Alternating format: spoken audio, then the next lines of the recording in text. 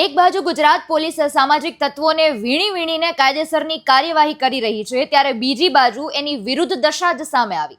અમદાવાદમાં એક શખ્સે અકસ્માત સર્જી લોકો સાથે મારામારી કરી હોય તેવો બનાવ સામે આવ્યો. જે રીતે વિડીયોમાં જોઈ શકીએ છીએ કે તેને ટ્રાફિક પણ સર્જ્યો છે. ગત 24 માર્ચ અને સોમવારે રાત્રે અમદાવાદના ડ્રાઇવિંગ રોડ પરના હિમાલય મોલ પાસેથી થાર ગાડી લઈને નીકળેલા યુવકે 4 થી 5 વાહનને હડફેટે લીધા હતા. ત્યારબાદ કાર રોકાઈ જતા લોકોનું ટોળું ભેગું થઈ ગયું હતું અને કાર પાસે પહોંચ્યું હતું, જેથી કાર ચાલક છરો લઈને બહાર નીકળતા રોષે ભરાયેલા લોકોએ તેની ખરેખરની ધોલાઈ કરી હતી.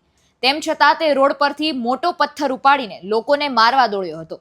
આખરે પોલીસ આવતા તેને પકડીને વસ્ત્રાપુર પોલીસ સ્ટેશન લઈ જવાયો હતો.